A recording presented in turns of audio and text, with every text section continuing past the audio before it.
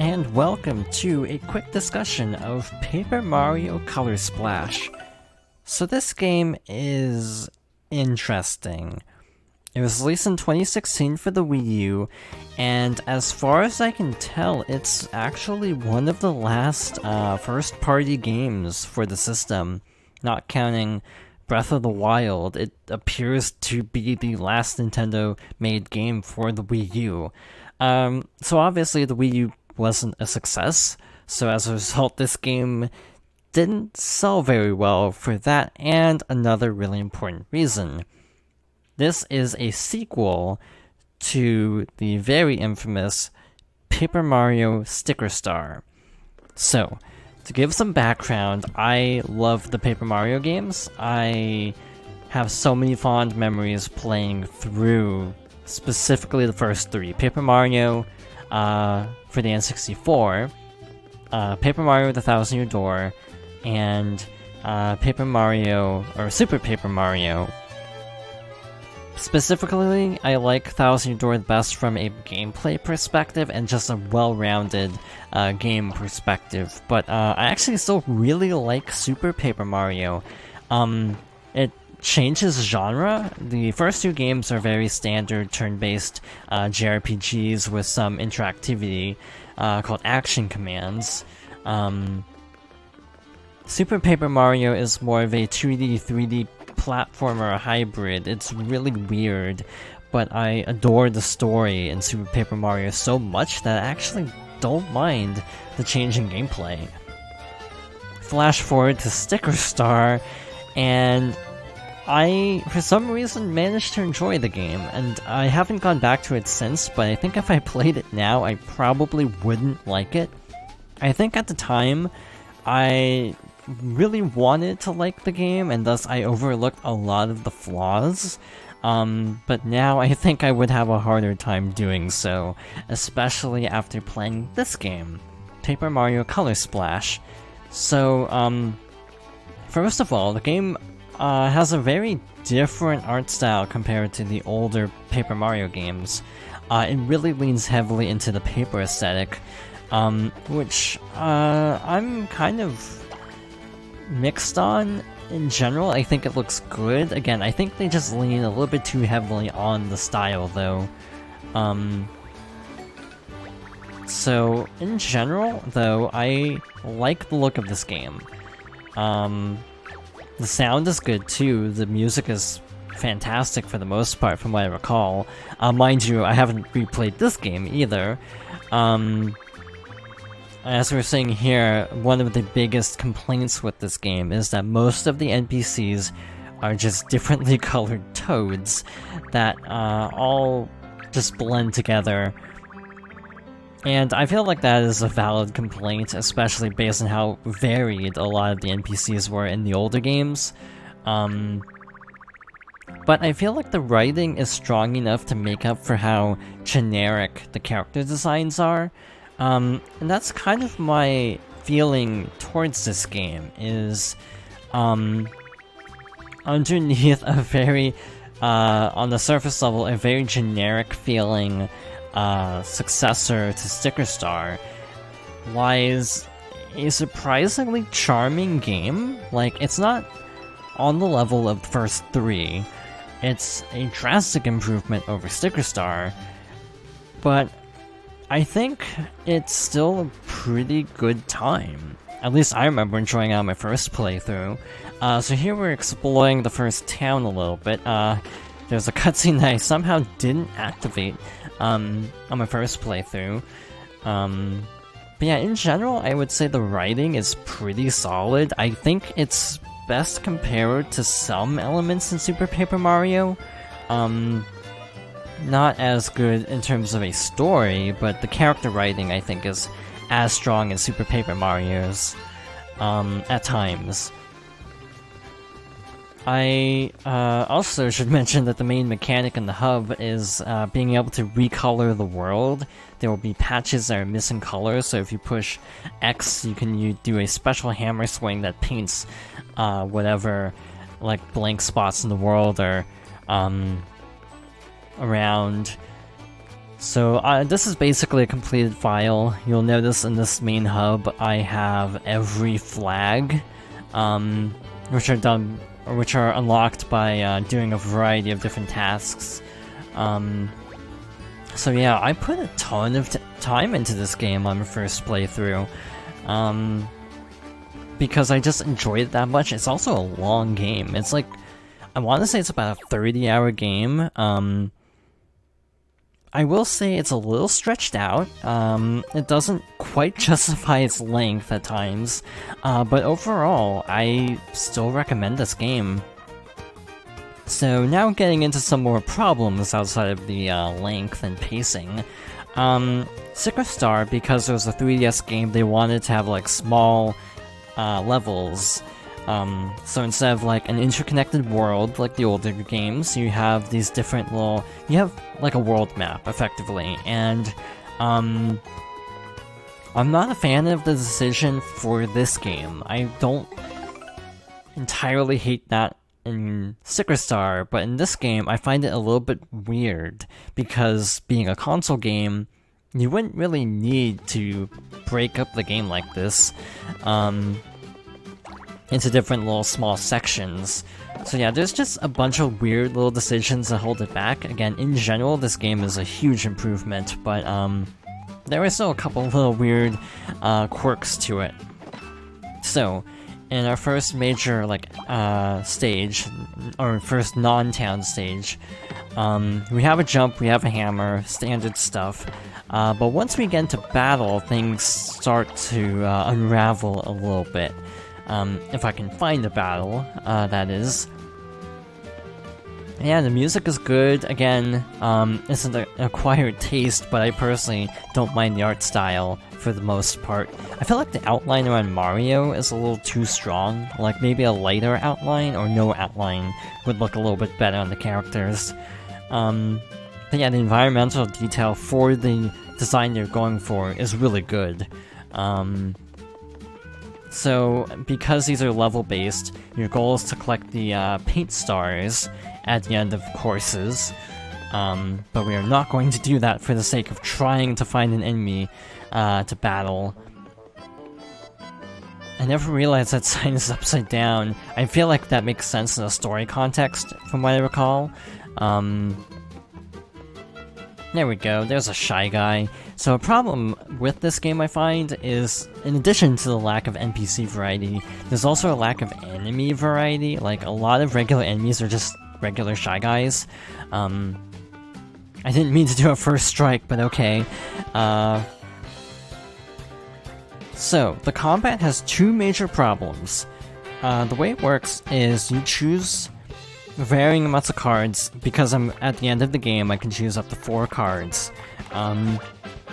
You might notice it doesn't look like anything is happening, and that's because this game relies on the Wii U gamepad. So, you select the cards from your inventory, you touch the card or hold down A, depending on the button configuration, to color the card, or to paint the card, and then you flick the cards up to confirm, or you just push up on the control stick or D-pad, and then you have your standard action commands. The hammer is weird. I miss holding back on the control stick. I'm so used to that from the first two that this game feels a little weird.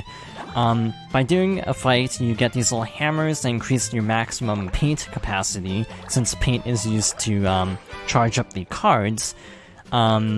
That's important. I got a card I didn't have. Again, I haven't quite 100%ed the game because you have to collect every enemy card. That's the only thing I'm missing, to my knowledge. But yeah, the fact that it's only on the gamepad, also the menu. If I push open menu on the touchscreen, you can't see what I'm doing. Like, you can sort your cards, you can check your, parties. There's no party status, I mean just regular status. You can check what items you have, like key items. But you can't see any of that because it's all on the touchscreen. So I don't like that. I wish you could choose to have some info on the top screen if you'd like. Like Star Fox lets you swap between which screen is displayed on the TV, which is why I actually like Star Fox Zero more than most, because I knew that going into it and took full advantage of that. The other problem is, because this is basically Sticker Star's battle system with the cards replacing stickers, there is a fatal flaw in the setup. That being, you use up cards to attack, meaning there's a chance you could run out of cards, and then what do you do? And I think the reason this bothers me so much is it is a ridiculously easy fix. All they would have to do is set it up so you have a normal jump and a normal hammer, and then the stickers augment attacks, kind of like, badges in the older Paper Mario. It feels like such an easy solution to a problem. I feel like I've seen a lot of people say this over the years, and I completely concur with that notion that it would be so easy to fix this. So Kamek leads into this point very nicely, actually. If Kamek would actually... Okay, so Kamek is doing something on the bottom screen, so you can't even see what's happening. Kamek basically, randomizes your cards or something. It's really weird. Also makes it so you can't run from battle. So I'm picking 4 cards. I have no clue what they do. So, say these are really rare cards that you want to save for a really important boss fight. You might just waste a bunch of really cool cards, yeah, like that golden hammer. It's like, I wouldn't use this on a regular Koopa, but I'm using it on these Koopas because Magic Koopa messed everything up. So, again, the item-based mechanics are a bit obtrusive, if I'm being honest. And again, it would be such an easy fix to just have... Because you have a hammer, and you can jump on the field, but in battle, you have to rely on cards. So yeah, the frustrating part with this game is beyond the lack of interesting character designs. The writing is fine, the graphics are fine, the music is good. The biggest problem with Color Splash is the battle system isn't good. It is better than Sticker Star because the little EXP hammers, whatever they're called, they do give you an incentive to fight, because you can level up your paint gauge. Sticker Star had no incentive to battle anything, so this does do that better at least. But sadly, the battle system, while it is a step up, it does still fall short from where Sticker Star fumbled. But yeah, that being said, I still like the game. It's still, my second least favorite Paper Mario by technicality. To go through scores, I guess, think of, Thousand Year Door for me being, a 9.5 out of 10, because I just dislike, 2 or 3 key set pieces. From a gameplay design perspective, there's just a couple small missteps here and there that keep Thousand Year Door, even though it's one of my favorite games, from being, a perfect 10 in my mind. So by comparison, this game I think I would give maybe a 7.5 to an 8, because the amount of charm this game has, to me, makes up for the missteps in the combat. Because, the combat itself isn't even that bad. Sure, using the gamepad is less than ideal. But, once you select the cards, if you could select the cards on the top screen and do other menu features from the top screen, I wouldn't have as many problems with this. So yeah, it's just one of those games that it was a good step in the right direction from Color Splash, but it wasn't a big enough step, I think. So yeah, this game did not perform well, which I guess, I should bring up why I'm doing this video now that I've basically gone over my general thoughts on the game. So, at the time of recording this video, I want to say 8-9 hours ago, I can't do math right now, that may be wrong, Nintendo out of the blue just dropped a trailer for a new Paper Mario game, Paper Mario the Origami King? I think that's the name of it. So I was like, you know what, I still haven't done a Let's Play of Color Splash, and I probably won't because of the gamepad being so pivotal. There's other little things that only can be done on the gamepad too, so yeah, it would be a lot of, like, things that you wouldn't be able to see on the screen. It would just be happening on the bottom screen, and I'd have to stop and explain everything. So yeah, that's largely my reason for not ever doing a Let's Play of this game. If this ever came out for Switch, I actually probably wouldn't mind, because I actually would like to showcase this game in a greater capacity. You know, playing a completed file, by the way, you only get one save slot per profile. I can't really show a lot of the witty dialogue and everything, which is a shame, because that is, to me, the strongest part of this game. So the new game seems to be shifting gameplay styles. I was stumbling because I couldn't decide if I wanted to say shifting or switching.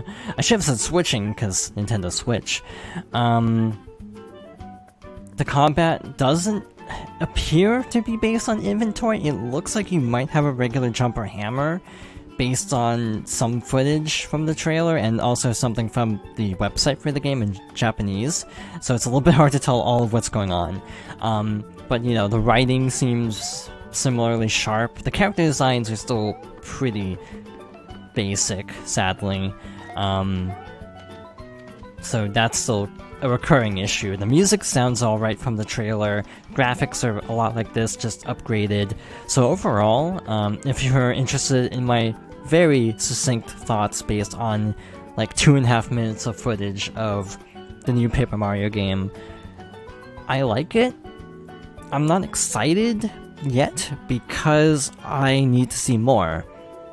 This is the first time where I've really thought about the fact that I think I'll miss E3 partly just for the Nintendo Treehouse showcases, because the new Paper Mario would be a good game to showcase, because, you know, give like a 20-minute gameplay demo just to show off how everything works, try to answer some questions and, you know, address concerns.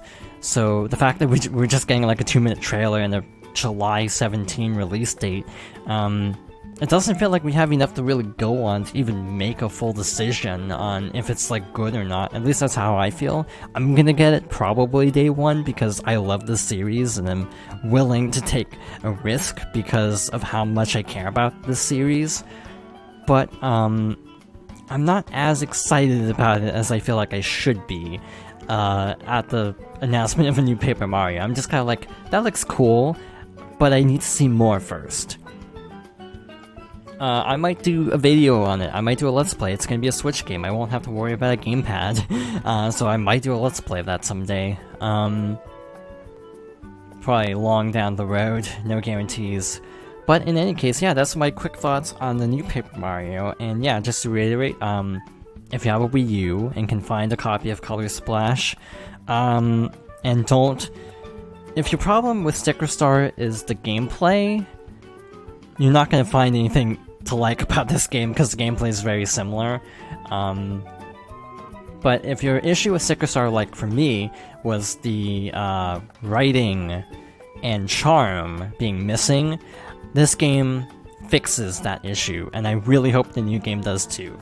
With that being said, I'm going to wrap things up here for now, so thank you for watching.